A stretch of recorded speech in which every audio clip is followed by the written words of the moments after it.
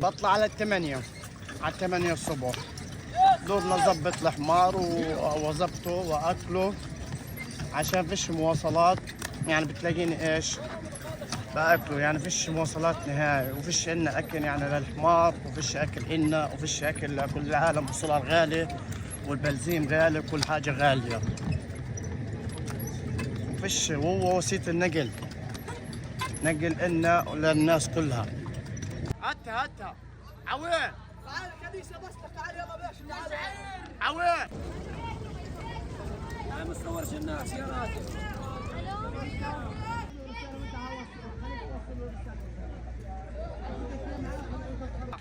فيش اكل للدواب، اكل للدواب فيش اليوم، فيش على نهايه. يعني اليوم بدنا ناكله فيش، مش ملاقي اكله. يعني عندك كل يوم يمكن حوالي بعيد الشر يعني 10 روس حمير ولا حصن بموتوا. فيش دواء، فيش اكل للدواب.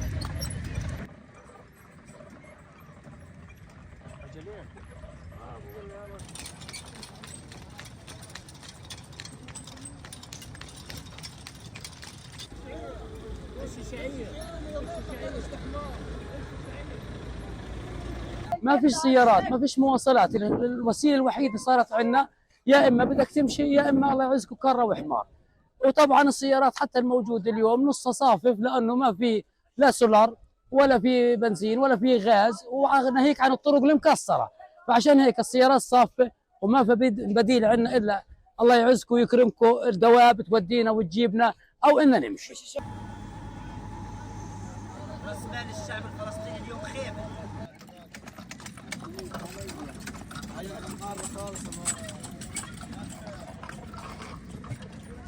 حتى الحمار الله يعزكم ما في له اكل ولا في له شرب ولا في له طرق ولا في راحه له. يعني الكل شوي شوي بيتعب لغايه ما حنصل لمرحله في النهايه ما نلاقي لا بشر ولا شجر ولا دواب في غزه طالما الوضع زي هيك.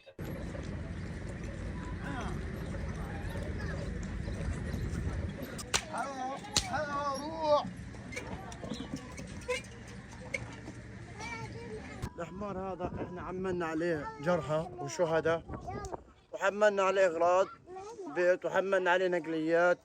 يعني حملنا عليه كل حاجه. هو وسيله الضغط عيني صارت هو ايش يعني مواصلات بدل السيارات وصحون وباصات.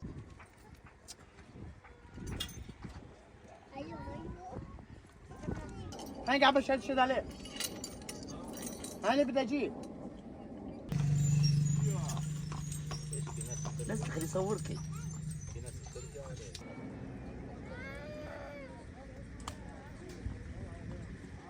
اليوم الوسيله الوحيده اللي موجوده اللي هي الحيوانات الحمير والحصن زي ما انت شايف، والاشي غالي كثير. اليوم الحمار اللي كان حقه ما يقارب 35 مليون اليوم بسوى 30 ألف شيكل، 300 مليون.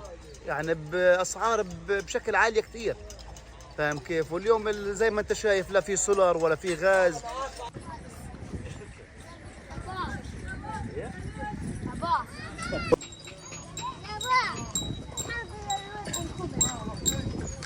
والاكل تاع الدواب غالي. اليوم تاع الحصان الله يكرمك ولا تاع الحمار اللي بيشتغل من الصبح للمغرب بوفر مصاري تمام، بيجي باخذ اكل للدابه. اليوم عندك الحصان ولا الحمار بده كل يوم 300 شيكل اكل.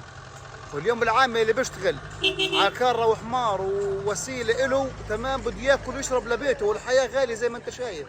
يعني هو مش قادر يوفر حياه لبيته نفسه، هو قاعد بوفر حياه بس للحيوان ياكله وشربه.